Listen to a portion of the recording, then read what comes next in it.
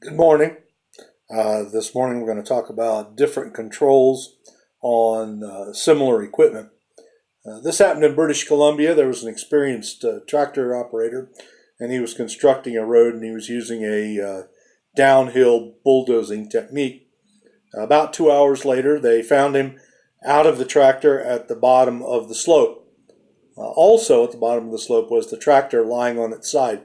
The operator had been fatally crushed when the tractor traveled over him. The evidence indicates that the operator was operating the tractor until the push arm that supports the bulldozer blade at the front of the tractor detached itself from the frame.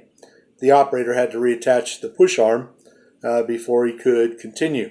Evidence also indicates that the operator got out of the tractor, out of the cab of the tractor, without setting the parking brake.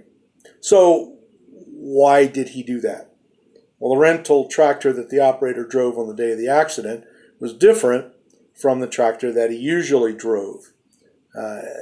In the tractor that he usually drove, there was a lever, and it's positioned so that it partially obstructs the cab's doorway. The control for the parking brake on the rental tractor was a mushroom cap push rod, partially hidden under the left-hand console. It wasn't located where the operator was used to finding the control for the parking brake.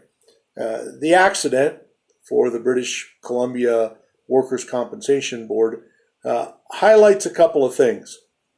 We as humans get used to things being where we're used to seeing them. And when controls change and we're not accustomed to their position, we may forget about them or be in a hurry and just skip it. If you've ever had a rental car and picked it up on a rainy night, sometimes it can take you forever to try to find the headlights or the wiper controls, let alone try to figure out how to operate the radio. We may have to utilize different equipment on different occasions. For us, we rent a lot of different boom lifts and forklifts and scissor lifts. Not all of them are exactly the same.